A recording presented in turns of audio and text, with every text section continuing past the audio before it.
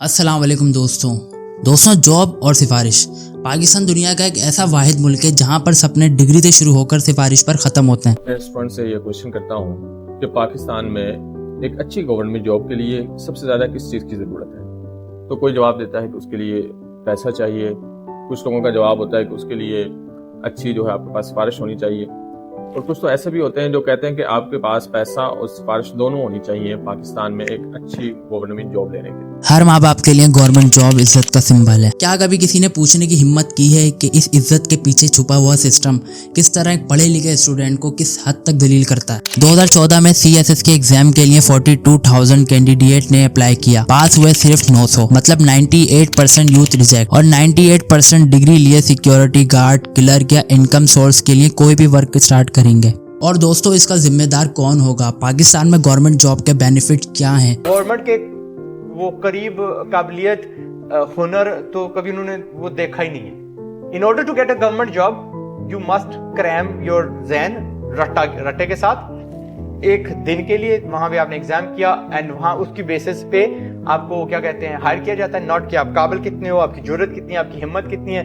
आप सियाने कितने हो। Job security, social respect, fix work time, medical facilities, सरकारी छुट्टियां। आप किसी गवर्नमेंट जॉब करने वाले पर्सन से पूछें, क्या उसको ये सब चीजें बेनिफिट दे रही हैं? क्या वो अपनी लाइफ से खुश है?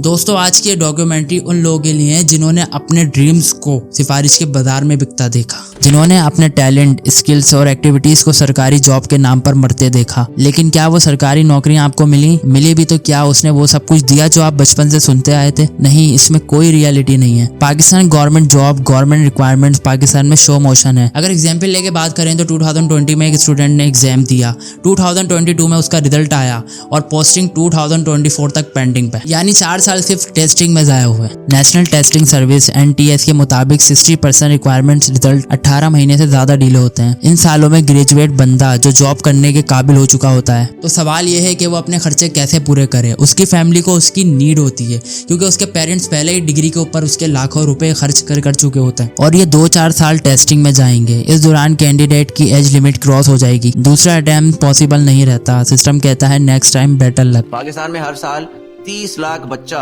वर्किंग एज को पहुंचता है, यानी कि जॉब मार्केट में एंटर होता है। उसमें से जो मैक्सिमम आज तक पाकिस्तान ने जॉब्स क्रिएट की हैं वो 1.6 to 1.8 मिलियन है, यानी कि हर साल 12 लाख बच्चा बेरोजगार होकर निकल जाता है। एक तो इकोनॉमी की वजह से पाकिस्तान में इनफ जॉब्स नहीं है, जो जॉब्स हैं भी वो नौजवानों की स्किल्स को मैच नहीं करती। बहुत सारे ऐसे नौजवान हैं जो डिग्रियां लेके बैठे हुए हैं लेकिन उनको कोई जॉब नहीं मिल रही क्योंकि इकोनॉमी है ही ऐसी। हर साल 2 मिलियन से ज्यादा स्टूडेंट जॉब की रेस में हिस्सा लेते हैं और उसमें से सिर्फ 2% ही कामयाब हो पाते हैं, बाकी सारे अंडर प्रोसेस में चले जाते हैं या फिर फेल हो जाते हैं। मान लो बाय चांस अगर किसी को नौकरी मिल भी गई तो सैलरी क्या मिलेगी? BPS 14 sports teachers 42,000, BPS 16 officers 65,000, BPS 17 fresh, CCS officer 82,000। आप कंपेयर करो कराची का एवरेज रेंट और 45,000 मंथली इन्फ्लेशन 2014 की एक रिपोर्ट के मुताबिक, यानी आपकी फैमिली के महीने का खर्चा ही आपकी सैलरी से कहीं ज्यादा है। मतलब ऑफिसर जो है वो टाइटल लेकर जीता है, जिंदगी नहीं। और सिस्टम कहता है बी पेशेंट। पेशेंट वो होता है जो मर्जी हो। यहाँ तक पूरा यूथ स्किल्स और एक्टिविटी को अपनी आंखों के सामने मरता देख रहा है। बचपन से हमें एक चीज बताई और सिखाई जाती है कि अगर सरकारी नौकरी तुम्हें मिल गई तो तुम्हारी लाइफ सेट हो जाएगी, लेकिन ऐसा बिल्कुल नहीं है सर।